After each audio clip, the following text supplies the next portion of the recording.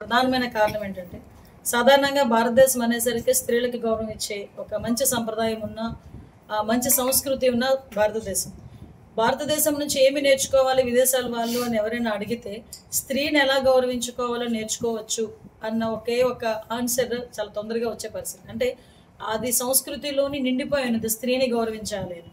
అందుకే మన దేవుళ్ళు ఏదైనా ప్రతి దేవుడు బిఫోర్ నేమ్కి బిఫోర్ భార్య పేరు కానీ అమ్మ పేరు కానీ ఉంచుకునే పరిస్థితి కూడా కనిపిస్తూ ఉంటుంది. మనకి లక్ష్మీ నరసింహస్వామి అని, భూదేవి సహిత వెంకటేశ్వర స్వామి అని, రకరకాలుగా సీతారాముడు అని, అంటే రకరకాలుగా ఒక దేవుడి పేరు చెప్పేటప్పుడు కూడా ముందు ఒక మహిళ పేరు చెప్పే సంస్కృతి మన భారతదేశంలోనే ఉండడం మనందరం కూడా గర్వించదగ్గ విషయం. కానీ ఈరోజు పరిస్థితులు ఎలా అయిపోయినాయి అంటే ఎస్పెషల్లీ వైఎస్ఆర్సీపీ ఎందుకు ఈ పార్టీ గురించి పదే పదే మాట్లాడకూడదు అనుకున్నా కూడా మాట్లాడాల్సి వస్తుంది. ఎందుకు మాట్లాడకూడదు అంటున్నామంటే ఏదో మేము భయపడిపోయో లేకపోతే వాళ్ళని చూసి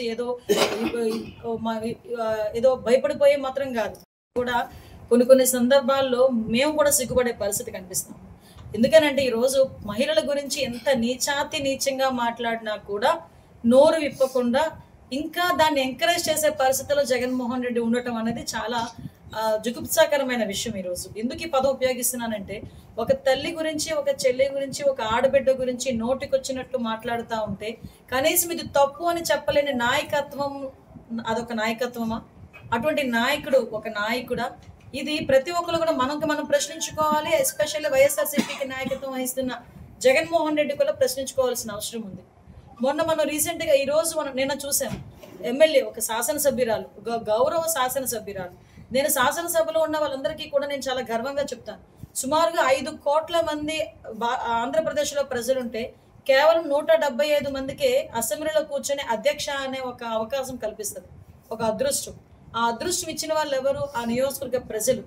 అంటే సుమారుగా 2,50,000కి పైచీలకు ఓటర్లు అందరూ కూడా దగ్గర 4 లక్షల మంది జనాభా అందరూ కూడా ఓట్లేసి గెలిపించి మా పక్షాన మీరు పోరాటం చేయండి అని ఒక శాసనసభకు పంపించారంటే అదొక గౌరవం. అందులోని ఒక మహిళను పంపించడం అన్నది అంతకు మించిన గౌరవం. అటువంటి మహిళ గురించి ఒక మాజీ ఎమ్మెల్యే నోటికొచ్చినట్టు మాట్లాడటం అన్నది ఎంతవరకు సమంజసం అని ముందు మిమ్మల్ని ప్రజల్ని ప్రశ్నిస్తున్నా. అట్ ద సేమ్ టైం పత్రికా విలేకరులను కూడా ప్రశ్నిస్తున్నా.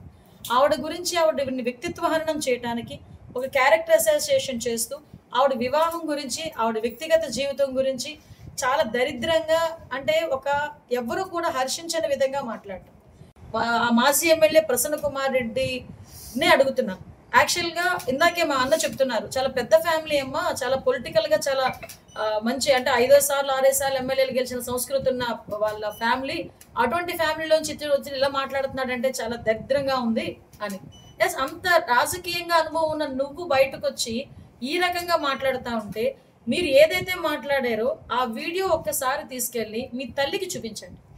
మీ తల్లి కనుక మీరు మాట్లాడిన మాటల్లో తప్పు లేదు అని అనిపిస్తే కనుక మాకు చెప్పండి, మేము మాట్లాడడం మానేస్తాం. మీ భార్య దగ్గరికి తీసుకెళ్ళండి, ఆ వీడియో చూపించి ఒక్కసారి మీ భార్య దగ్గరికి వెళ్ళి నేను పలానా వ్యక్తి గురించి, పలానా ఆడదాని గురించి ఈ రకంగా మాట్లాడాను, నీకు సమంజసమేనా ఒకసారి అడగండి. ఒకసారి లేదు, నీ బిడ్డ దగ్గరికి వెళ్ళండి, నీ ఆడబిడ్డ దగ్గరికి వెళ్ళి కూర్చో, నీ కూతురు దగ్గరికి వెళ్ళి కూర్చొని అమ్మ నేను ఇలా మాట్లాడానంటే వాళ్ళు హర్షిస్తారేమో అడగండి. లేకపోతే నీ అక్క చెల్లు దగ్గరికి వెళ్ళి అడగండి. లేదు, నిన్ను బాగా అభిమానించే వైసీపీ కార్యకర్తలు, మహిళా కార్యకర్తలు ఎవరైనా ఉంటే, దానికి కూడా ఏదో అంటారు కదా, కామన్ సెన్స్ ఉండేవాళ్ళు, కొంచెం నీతి నిజాయితీతోని ఎథిక్స్ ఉండే వాళ్ళని చూపించి అడగండి.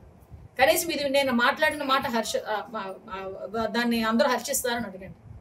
అంటే మీరు మాట్లాడిన మాటలు మహిళ అయిన మీ కన్న తల్లి కూడా హర్షించలేని పదాలు మీరు ఉపయోగించి, నిన్ను కట్టుకున్న భార్య కూడా హర్షించలేని పదాలు మీరు ఉపయోగించి, నీ కన్న కూతురు కూడా హర్షించలేని పదాలు మీరు ఉపయోగించి, అలాంటి పదాలు ఒక ఆడపిల్ల గురించి, దట్టు మహిళా శాసనసభ్యురాల గురించి మాట్లాడటం అన్నది ఎంతవరకు సమంజసం అని అడుగుతాను. ఇది వైసీపీ డిఎన్ఏలో ఉందేమోనండి. ఇదే ప్రసన్న కుమార్ రెడ్డి, నేను ఇక్కడ మీకు గుర్తు చేయాలి, నేను అపోజిషన్లో ఉండి మహిళా ప్రెసిడెంట్ నేను ఉండేటప్పుడు నెల్లూరు నేను దీక్ష చేసి వచ్చాను. నారీ సంకల్ప దీక్ష చేసి వచ్చిన తర్వాత ఇదే ప్రసన్న కుమార్ రెడ్డి ఆ రోజు కూడా నా మీద కూడా నోటికి వచ్చినట్టు మాట్లాడాడు. అఫ్ కోర్స్ ఆ రోజు మేము పోలీస్ కంప్లైంట్ ఇచ్చామో కానీ ఎవడు పట్టించుకోరు, నా వద్ద ఆ రోజు నుంచి లేదు, మీకు తెలుసు అప్పుడు. కానీ ఈ రోజు ప్రసన్న కుమార్ రెడ్డి మాటలు వింటా ఉంటే ఈరోజు మహిళా లోకం అంతా ఒక్కసారి ఉలికిపడింది. కానీ కొన్ని రోజులకి వైఎస్ఆర్సీపీ వాళ్ళు అలా మాట్లాడుతున్నారంటే కొన్ని రోజులకి వీళ్ళు ఇలాగే మాట్లాడతారేమో అని జనాలకు కూడా అర్థమైపోయే పరిస్థితి. నిన్నగాక మొన్న సజ్జల రామకృష్ణారెడ్డి లాస్ట్ టైం సకల శాఖ మంత్రిగా ఉన్న వ్యక్తి, అంటే అన్ని శాఖలు ఆయన గ్రూప్ లోనే పెట్టుకుని నడిపించిన సజ్జల రామకృష్ణారెడ్డి మొన్న ఒక ప్రెస్ మీట్ లో కూర్చొని మహిళల గురించి పిశాచులు సంకరజాతి వాళ్ళు అని మాట్లాడతాడు. సాక్షి ఛానల్లో కూర్చొని ఒక కృష్ణంరాజు అనే ఒక అనలిస్ట్ పేరు చెప్పుకొని, ఒక ఆయన పత్రికా విలేకరుని పేరు చెప్పుకొని ఆయన కూర్చొని రిపోర్టర్ని పెట్టి కూర్చొని వేశ్యల అమరావతి అని మాట్లాడతాడు. అమరావతి రాజధాని ప్రాంతంలో ఉన్న మహిళలందరినీ కూడా వేశ్యలని మాట్లాడే పరిస్థితి. అంతవరకు ఎందుకండి? సరే, సొంత చెల్లి జగన్మోహన్ రెడ్డి గారి సొంత చెల్లి షర్మిలారెడ్డి గారి గురించి ఆయనే పచ్చచీర కట్టుకొని వెళ్ళింది. అరే నువ్వు మాట్లాడుతుంది అమ్మా, మీరు మాట్లాడుతుంది ఒక ఆడబిడ్డ గురించి, నీ చెల్లి గురించి మాట్లాడుతున్నావు, ఒక ఆడబిడ్డ గురించి మాట్లాడుతున్నావు. అలా మాట్లాడేటప్పుడు కూడా కామన్ సెన్స్ లేకుండా మాట్లాడే పరిస్థితి.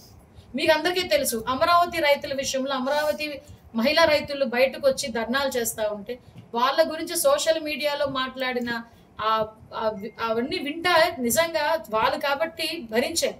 నిజంగా బయటకు వచ్చి పోరాటం చేశారు. అఫ్ కోర్స్ ఈ రోజు దాని ప్రతిఫలంగా 11 సీట్లకి వెళ్ళి కనీసం ప్రతిపక్ష హోదా కూడా లేకుండా నాకు ప్రతిపక్ష హోదా ఇవ్వండి అని అడుక్కునే పరిస్థితికి ఈరోజు జగన్మోహన్ రెడ్డి దిగజారిపోయాడు.